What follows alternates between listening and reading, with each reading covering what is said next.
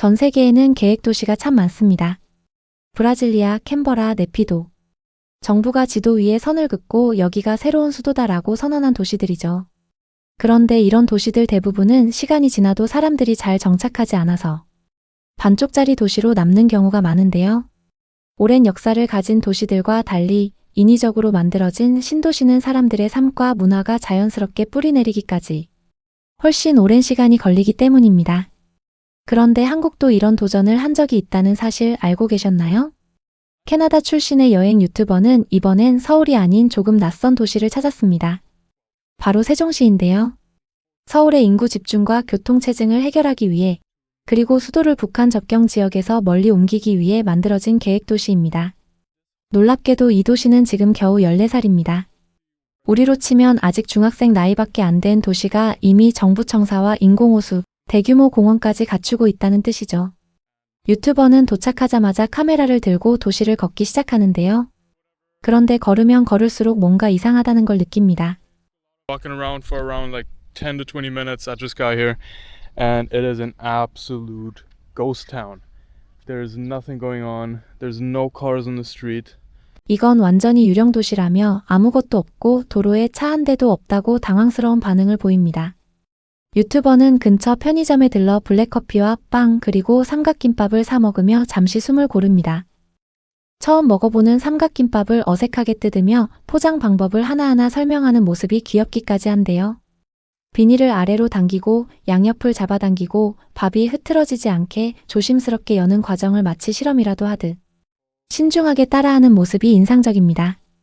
그러면서 그는 한국인들 사이에서도 세종시가 노 펀시티, 재미없는 도시라는 별명으로 불린다는 소문을 들었다고 언급합니다. Pretty sure even Koreans have like a nickname for it or something like the no fun city, something like that. So let's try to prove them wrong and let's try to have a lot of fun today. 오늘 하루 동안 자신이 이 소문이 사실인지 아닌지 직접 확인해 보겠다며 그래도 오늘 하루만큼은 재밌게 보내보겠다는 다짐과 함께 발걸음을 옮기죠. 이어서 도착한 곳은 세종시 한가운데 위치한 인공호수. 한국에서 가장 큰 인공호수라고 하는데요. 2012년에 이 넓은 호수를 통째로 만들었다는 사실에 유튜버는 입을 다물지 못합니다. If this whole lake was built in 2012, that's amazing. I mean, I don't even know. Like, how do you even do that, you know? 대체 어떻게 이런 걸 만들었는지 모르겠다고 감탄하는데요. 허허벌판이었을 땅에 몇 년 만에 거대한 인공호수와 정원, 전통 한국 정원까지 조성한 것이죠. 도시 전체가 녹지 비율이 상당히 높다는 점도 인상적이었다고 말합니다. 호수 주변에는 물빛 무대라는 이름의 수상 공연장도 마련되어 있어서 아마 이곳에서 콘서트나 행사가 열리는 것 같다고 추측하기도 합니다. 유럽 같으면 이 정도 규모의 인공 호수와 공원을 조성하는 데만 수십 년이 걸렸을 거라며 혀를 내두르는 장면도 나옵니다. 호숫가를 따라 걸으며 그는 위안부 소녀상도 마주하게 되는데요. 옆자리가 비어있는 이유를 설명하며 이 자리에 직접 앉아 그 아픔을 함께 느껴보라는 의미가 담겨 있다고 조심스럽게 소개하기도 합니다. 무거운 역사를 가볍게 다루지 않으려는 듯 그는 이 부분에서만큼은 평소보다 훨씬 신중하고 차분한 어조로 설명을 이어갑니다. I'm really sorry if I'm wrong about any of this, but that's just what I remember about these statues. 그런데 잠시 후 그는 이 도시의 또 다른 얼굴을 마주하게 됩니다. 갈증을 해결하려고 들른 편의점에서 벌어진 일인데요. 여기 완전히 무인으로 운영되는 편의점인 것 같다며 지금 일하는 사람이 아무도 없다고 놀라움을 감추지 못합니다.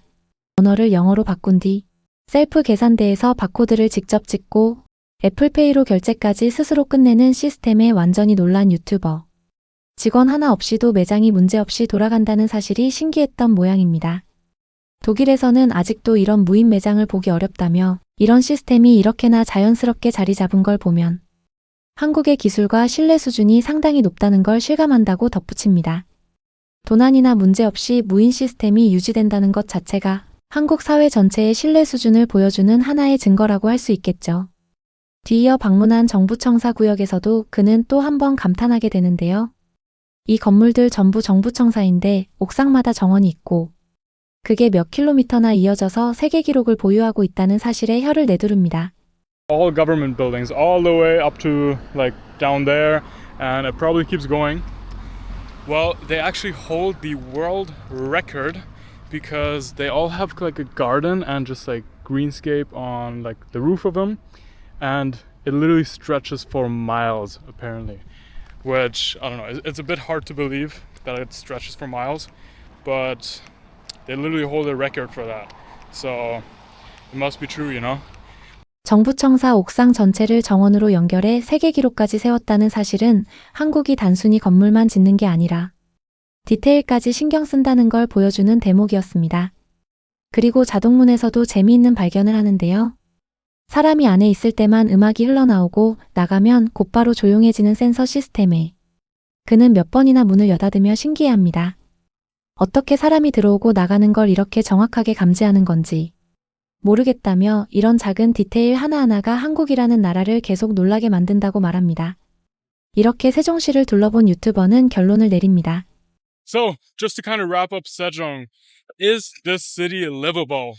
I would say yes, absolutely. There's still a lot to do, I think, especially if you live here, if you have more time. There's a lot of green space, a lot of potential for like biking or like just running. There's a lot of like different mountains around here.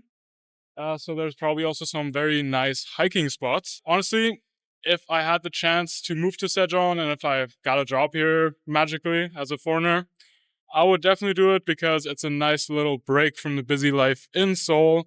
Yeah. And did this plan like fail as like kind of setting the new capital? Obviously, Sejong is not the capital right now. So in a literal sense, it did fail. And I think like Seoul has around like 10 million people living in there right now. Sejong has not even 500,000. So I guess the plan to kind of move most of the people to Sejong kind of failed. But maybe the plan to move most government employees succeeded. I'm not sure how many actually moved here, but I'm guessing probably a lot because there are so many government buildings.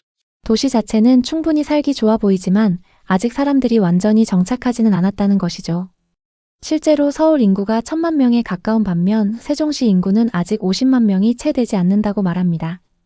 그럼에도 불구하고 만약 자신이 외국인 신분으로 이곳에 직장을 구할 수 있다면 서울의 복잡함에서 벗어나 이곳에서 사는 것도 나쁘지 않을 것 같다는 긍정적인 평가를 남깁니다. 이제 그는 버스를 타고 세종에서 약 1시간 거리인 대전으로 향합니다. 그런데 대전에 도착하자마자 그는 완전히 다른 세상에 온 듯한 충격을 받는데요. 세종이랑 비교하면 여긴 훨씬 활기차다며 시장 한복판에 들어왔다고 놀라운 반응을 보입니다. 가오리부터 만두, 옷까지 없는 게 없는 재래시장과 강변에서 펼쳐지는 즉석, 버스킹 공연까지 세종시의 고요함과는 완전히 대비되는 풍경이었습니다. 강변 다리 디자인이 마치 우주선 같다며 감탄하기도 하고 거리를 걸으며 사람들의 활기와 음악 소리에 완전히 압도된다는 표현까지 씁니다. 불과 버스로 1시간 거리인데 이렇게까지 분위기가 다를 수 있냐며 마치 다른 나라에 온 것 같다는 말까지 덧붙입니다. 배가 고파진 그는 대전 시내의 한 파스타 가게로 향하는데요. 메뉴 전체를 영어로 바꿀 수 있다며 신기해하더니 키오스크로 능숙하게 주문을 마칩니다. 주문 후 단 5분 만에 나온 피자에 그는 깜짝 놀라며 2판이나 추가 주문할 정도로 만족스러워하는데요. 꿀을 얹은 피자가 유럽에서는 흔치 않은 조합인데 예상보다 훨씬 맛있었다며 하나 더 시킬 걸 그랬다고 아쉬워하는 모습도 보입니다.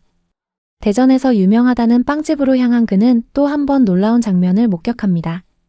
매장 앞으로 길게 늘어선 줄, 대기 시간만 30분이 넘었던 것이죠.